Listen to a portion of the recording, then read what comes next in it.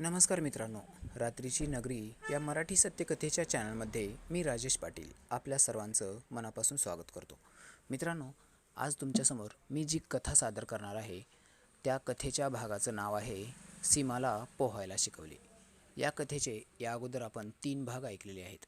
आज मी तुमच्यासमोर सदरील कथेचा चौथा आणि शेवटचा भाग सादर करणार आहे.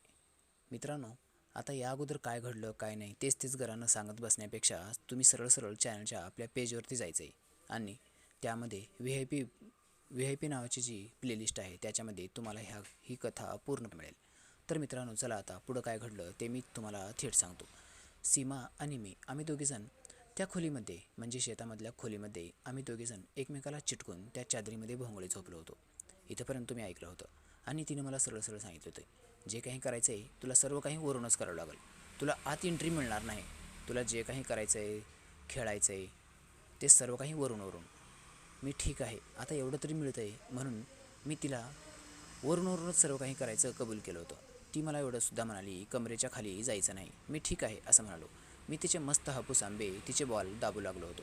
तिचे बॉल दाबून मी तिला एकदम लाल केलं.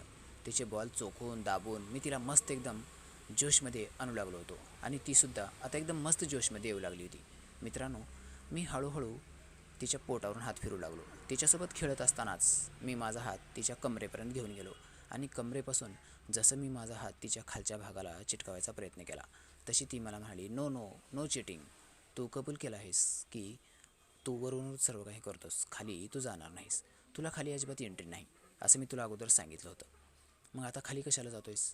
परंतु तिचं जे बोलणं होतं ते सर्व बोलणं वरूनच तिच्या अगदी बोलण्याप्रमाणेच ते बोलणंसुद्धा वरूनच होतं हे लक्षात आलं. कारण मी माझा हात तसाच एकदम जबरदस्तपणे खाली सरकवला आणि तिच्या त्या मुलायम केसाळ गवताळ प्रदेशामध्ये माझा हात जाऊन पोहोचला. जसं मी तिच्या त्या गवताळ भागामध्ये हात घातला तसं तिथलं सर्व जे केस होते ते एकदम ओले चिपचिप झालेले होते. आता तसं जर म्हणलं पाऊस पडलेला होता तर पावसाचा आणि या ओल्या झालेल्या केसांचा अर्थार्थी काहीच संबंध नव्हता. कारण तिने स्वच्छ टॉवेल न पुसून तिचं पूर्ण अंग कोरडं केलं होतं आणि पूर्ण कोरडं झाल्यानंतर ती त्या चादरीमध्ये घुसली होती आणि चादर पण सुती होती. सुती चादर असल्यामुळे अंगावरचं पाणी शोषून घ्यायला काही वेळच लागत नसतो. अंगावरचे सगळे कपडे काढून टाकल्यानंतर आणि त्या चादरीमध्ये प्रवेश करण्याच्या अगोदर तिनं तिचं सर्व शरीर पुसून कोरडं केलं होतं हे मला माहीत होतं. आणि त्या ठिकाणचं जे ओलं चिपचिप पदार्थ माझ्या हाताला लागत होता तो पदार्थ माझ्यासाठी काही नवीन नव्हता. ते तिचं पाणी होतं. मी मगापासून तिच्यासोबत जी काही खेळ करत होतो त्याचे ते परिणाम होते. मित्रांनो, तुम्ही काही एवढे वेडे नाहीत. तुम्हाला प्रत्येक गोष्ट एकदम खोलून सांगायची काहीच गरज नसते. आणि सर्वात महत्त्वाचं म्हणजे आगीजवळ लोणी गेलं की ते विरघळणारच असतं. अगदी तशीच प्रकार तिचासुद्धा झाला होता. आता तिलासुद्धा मी पाहिजे होतोच. मला ती जरी दूर करत असली तरीसुद्धा तिच्या मनामध्ये ओढ होती मला वर घ्यायची. परंतु ती मुद्दाम नाटक करत होती. मला आवडत नाही, नको, मला भीती वाटते, मला लाज वाटते, अशी अनेक कारणं ती देऊ लागली होती. परंतु मी तिला घट्ट पकडलं आणि माझ्याजवळ ओढून घेतलं. मी जसं तिला घट्ट पकडून माझ्याजवळ खेचलं तशी ती लाजत माझ्याजवळ आली. तिचं तोंड माझ्या तोंडाजवळ आलं होतं. तिचे ओठ आणि माझे ओठ आता एकमेकांसोबत मिलन करत होते. मित्रांनो, आता एकदम मला मस्त वाटू लागलं. ती मला नको असं म्हणायचा प्रयत्न करत होती. परंतु मी कचकन तिचे ओठ माझ्या ओठामध्ये घेतले आणि तिला हळूहळू चावू लागलो. ती गू करून तिच्या तोंडातून आवाज काढू लागली, जणू की ती मला बाजूला ढकलायचा प्रयत्न करत होती. परंतु मी तिला तशी संधी दिलीच नाही. असाच काही वेळ गेला. मी तिच्या पूर्ण शरीरावरून मस्त हात फिरू लागलो. तीसुद्धा एकदम गरम झाली होती. तिने तिचा पाय उचलला आणि माझ्या अंगावर टाकला. तिनं तिचा पाय उचलून माझ्या अंगावर टाकल्यामुळं तिची फाक आता थोडीशी मोठी झाली होती. मी हळूवारपणे त्याच संधीचा फायदा घेतला आणि हळूच माझ्या हाताचं एक बोट तिच्या फाक्यामध्ये सरकवलं आणि ते बोट हळूहळू मागे पुढे करू लागलो. मित्रांनो, आता मला मस्त मजा येऊ लागली होती. माझा सोन्या आता चांगलाच तापला होता आणि एकदम फन करू लागला होता. मग मी तिचा हात माझ्या हातात घेतला आणि तिचा हात माझ्या सोन्यावर ठेवला. परंतु ती त्याला घेतच नव्हती. मी जसं माझा सोन्या तिच्या हातात द्यायचा प्रयत्न करत असे तसं ती त्याला दूर लोटायची. एकदा दोनदा केल्यानंतर मी तिला माझा सोन्या तिच्या हातात घट्ट दाबून दिला आणि तिचा हात वरून दाबला. मग तिनं तो हात बाजूला केला नाही ती त्याच्यासोबत मस्त खेळू लागली. हळूहळू ती त्याला मागे पुढे करू लागली. मग हळूच तिचं तोंड माझ्या कानाजवळ घेऊन आली आणि मला म्हणाली, राजेश, एक विचारू का? मी म्हणालो, हो विचार ना, तुला जे काही विचारायचं ना ते विचार. मग ती म्हणाली, अरे तुझा सोन्या खूपच मोठा आहे, आज जाईल का? मी म्हणालो, तू कशाला काळजी करतेस, मी आहे ना, घालन मी हळूहळू. मग ती मला म्हणाली, मला त्रास नको होऊ देऊ हां. मग ती पुढे मला म्हणाली, खरंच मला त्रास होणार नाही ना? मी म्हणालो, अगं तू कशाला काळजी करतेस, मी आहे ना. मग मी तिला विचारलं, याच्या अगोदर तू कधी कोणासोबत केला आहेस का? ती म्हणाली, आत्तापर्यंत तर कधीच नाही आणि ही पहिलीच वेळ आहे. मग मी तिला म्हणालो, तू काळजी करू नकोस, मी एकदम सर्व काही सबरीनं करेन, एकदम व्यवस्थित, तुला अजिबात त्रास होऊ देणार नाही. कसं केलो हे तुला समजणारसुद्धा नाही आणि एकदा तू माझ्याकडून करून घेतलीस की तुला रोजच करावं वाटेल. मग ती मला म्हणाली, खरंच का? माझ्या मैत्रिणी त्यांच्या मित्राकडून बऱ्याच वेळा करून घेतात, परंतु मला पण खूप करावं वाटत होतं. आत्ता आज मला हा प्रसंग माझ्यावर आला. मग मी तिला म्हणालो, मग नखरे का करत होतीस? करायचं तर होतं, मग मला का करू देत नव्हतीस? ती मला म्हणाली, मला भीती वाटते. आता पण तुझा एवढा मोठा सोन्या, माझी एवढी एवढी करंगळी एवढी फाक, त्याच्यात कसं जाईल हेच मला खूप कोड वाटते. आणि माझ्या एक राधा नावाच्या मैत्रिणीस तर खूप मोठं फाटलं होतं आणि खूप रक्तस्राव झाला होता. मी म्हणालो, असं काही होणार नाही, तू काळजी नकोस करू.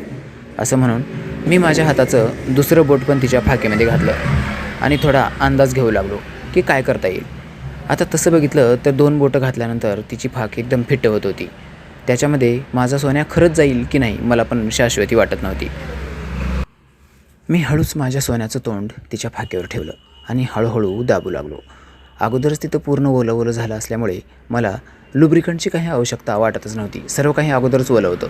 मी तिथलंच ते ओलं सगळं झालेलं माझ्या सोन्याला लावलं आणि हळूच त्याला आत ढकलू लागलो. मित्रांनो, आत तर ते थोडंसं तोंडच गेलं, परंतु मध्ये काही एंट्री होतच नव्हती. मग तिला तिथं जास्त प्रेशर पडू लागलं आणि तिला त्रास होऊ लागला. मग ती मला म्हणाली, राजेश बस झाला आता एवढंच, नको मला आत जात नाही, तुझा सोन्या खूपच मोठा आहे, मी त्याला नाही झेलू शकणार, त्याला आत नाही घेऊ शकत. परंतु मी तिला म्हणालो, अगं जरा थांब थोडंसं, जाईल त्यानं. असं म्हणून मी परत त्याला हातानं थोडंसं आत घालू लागलो, परंतु आत काही जातच नव्हतं. त्याची साईज खूपच मोठी होती आणि तिची फट खूपच लहान. मग मी तिला म्हणालो, अगं सीमा, ही तुझी पहिलीच वेळ आहे ना, त्याच्यामुळं असं वाटतंय. एकदा का त्याने एंट्री केली की मग तो फाडफाड जाऊ लागेल. एकदा आत गेला की मग काही नाही, तुझी एंट्री झालीच, आज तुझं तिकीट फाटलंच, बघ तू. ती मला म्हणाली, आज ओपनिंग आहे का? मी म्हणालो, हो आज ओपनिंग आहे. मग माझ्या बोलण्यावर ती थोडी खुलली आणि तिनं मला थोडा सपोर्ट करायचा प्रयत्न केला. तिनं तिची कंबर उचलली आणि सोन्याला आत घ्यायचा प्रयत्न करू लागली, परंतु ह्या झटापटीमध्ये तिला जरा जास्तच त्रास होऊ लागला. मग ती मला म्हणाली, राजेश नकोच बाबा, मला खरंच रे, खरंच खूप दुखतं आहे, नकोच. मी नको म्हणले ना, बघू नंतर कधीतरी, मी पुढच्या वर्षी तुमच्याकडे आले ना त्यावेळेला आपण करू. मग मी तिला म्हणालो, काय यार, अगं आता एक वर्ष वाट बघायची असते का? आता इथंपर्यंत आले, ताट वाढून ठेवले, फक्त जेवायचं राहिले आणि तू ताटामधला घास घेऊ देत नाहीस, हे काही योग्य नाही बघ विचार करून. मग मी तिला घट्ट मिठीत घेतलं आणि तिला परत तिच्या अंगावरून हात फिरू लागलो. मी तिला मस्त एकदम मधोश करू लागलो. तिलासुद्धा ते करावंच असं वाटत होतं. मी हळूच माझ्या हाताचं एक बोट आत टाकलं आणि परत मी त्याच्यासोबत खेळू लागलो. तिला मस्त एकदम खेळून एक वेळ तर तिचं असंच पाणी काढलं. मग मी तिला म्हणालो, आता कसं वाटतंय? माझा पूर्ण हात ओला झाला होता. मग ती एकदम खुश झाली आणि मला म्हणाली, मला खूप रिलॅक्स वाटतंय. मग मी थोडा माझा चेहरा उदास केला आणि म्हणालो, बस झालं यार, तुझं तरी झालं ना, जाऊ दे, चल उठ, जाऊत घरी. माझा उदास झालेला चेहरा तिला पाहला नाही. मग ती मला म्हणाली, राजेश उदास का झालास रे? मी म्हणालो, काय यार, तुझं झालं आहे आणि माझं काहीच नाही. माझ्या शरीरामध्ये आग लागली आहे, काय करावं मला काही सुचत नाही. मग ती मला म्हणाली, ठीक आहे मी सहन करते, परंतु हळूहळू कर, तुझं पण पाणी निघालाच पाहिजे ना.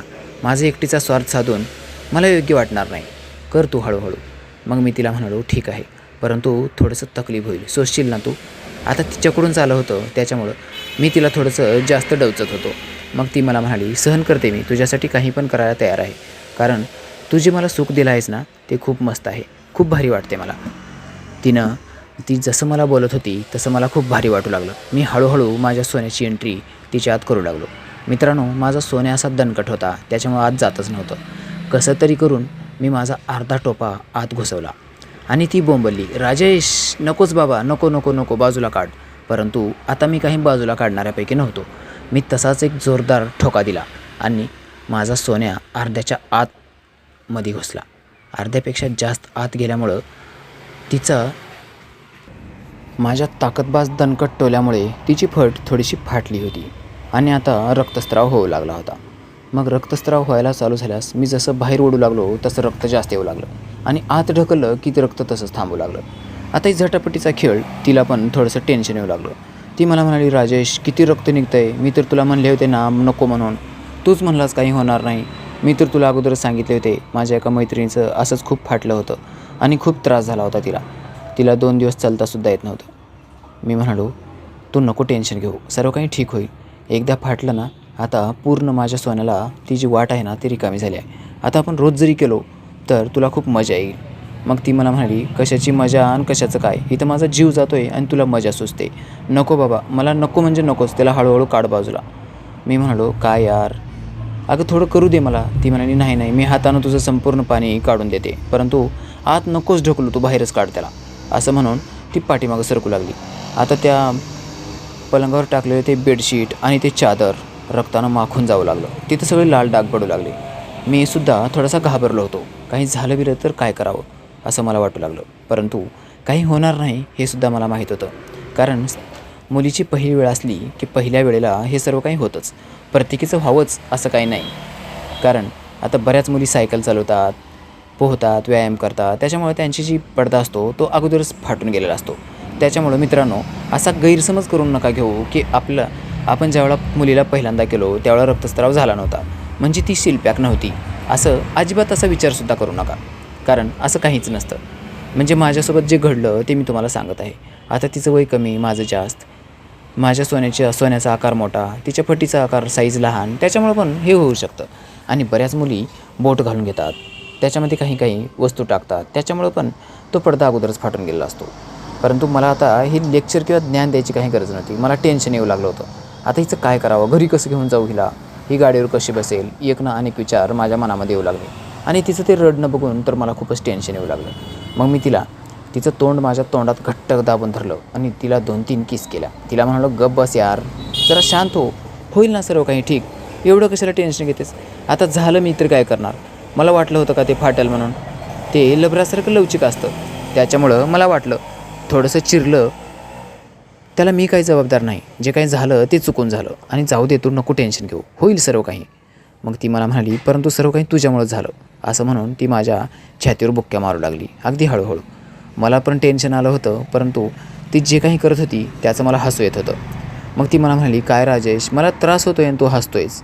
मी तिला म्हणालो, तुझी जी तडफड आहे ना, जी तडफड करायची पद्धत आहे त्याच्याबद्दल हसतोय गं. मग ती मला म्हणाली, तुला मजा वाटते ना, कर मजा, घे माझा जीव. असं म्हणून ती जोरजोरक्यात मागं पुढं होऊ लागली. तिच्या त्या जोरजोरक्यात मागं पुढं होण्यामुळं माझा सोन्या आतून बाहेर आला. आता ती जी फिट झालं होतं ते तिच्या रागामुळे बाहेर आलं. ते बाहेर आल्याबरोबर तर रक्ताची धारच बाहेर आली. मित्रांनो, तिथलं ते चादर जी होतं सुती, ते चटकन मी तिच्या त्या भागाला लावलं आणि तिला गळ्याला लावून घेतलं. कारण तिनं जर ते रक्त बघितलं तर ती परत आणखीन जास्त ओरडली असती, आणखीन रडायला चालू केली असती. त्याच्यामुळं मी तिला समजावायच्या प्रयत्नामध्ये लागलो होतो. तिनं ते नाही जर बघितलं तर तिला त्रास होणारा फक्त होतोय हे जाणवलं असतं, परंतु तिच्या डोळ्याला दिसलं नसतं. मग ती हळूच मला म्हणाली, राजेश खूप फाटला असेल का रे. मी तिला म्हणालो, काही होणार नाही, मी तुला एक पेनकिलर टॅबलेट देतो, ती गोळी खाल्ल्यानंतर तुला काहीच होणार नाही. मग ती मला म्हणाली, तुला सर्व काही माहीत आहे म्हणून बी बरं आहे, तुला ही पेनकिलर गोळी असते म्हणून कोण सांगितलं रे. मग मी म्हणालो, तो हर्षद नावाचा माझा मित्र आहे ना मेडिकलवाला, त्याच्याकडून मला सर्व काही माहीत झाले, तू नको काळजी करू. मग ती पुढे मला म्हणाली, ते सर्व काही दुखायचं कमी होईल रे, परंतु तू आत घातलास ना, आई एकदा म्हणत होती की बाळ होते म्हणून, मग बाळ वगैरे झालं तर. मी म्हणालो, वेडीबिडी आहेस की काय, दोघाचा समागम जर एकाच वेळी झाला तर त्यावेळेला मूल होतं आहे, तू नको टेन्शन घेऊ, मी आहे ना सर्व गोष्टी बघायला, तुला काही होणार नाही याची मी पूर्ण खात्री देतो. मित्रांनो, ती कशीबशी समजली. मग मी तिला कसं तरी तिथून रिलॅक्स केलं आणि घराकडे घेऊन आलो. तिच्यासोबतचा पहिला डाव मला तर खूप माझ्या मी विसरणार नाही. मला खूप आवडलं, खूप मस्त वाटलं मला. तुम्हाला कथा कशी वाटली हे कमेंट करून सांगायचं आहे. जर तुम्हाला कथा आवडली तर तिच्यासोबत नंतर कधी झालं, आमच्या दोघांचं कधी संबंध आले का, काय झालं काय नाही, हे एका नवीन भागामध्ये मी तुमच्यासोबत शेअर करेन. परंतु या कथेचं टार्गेट आहे 100 लाईक. 100 लाईक आले तर याच्या पुढचा भाग पण मी तुम्हाला सांगेन. नाही तुम्हाला नको असेल तर बाय बाय, इथंच मी कथा थांबवत आहे. ही कथा संपली. Bye bye. भेटूया कथेच्या एका नवीन भागासह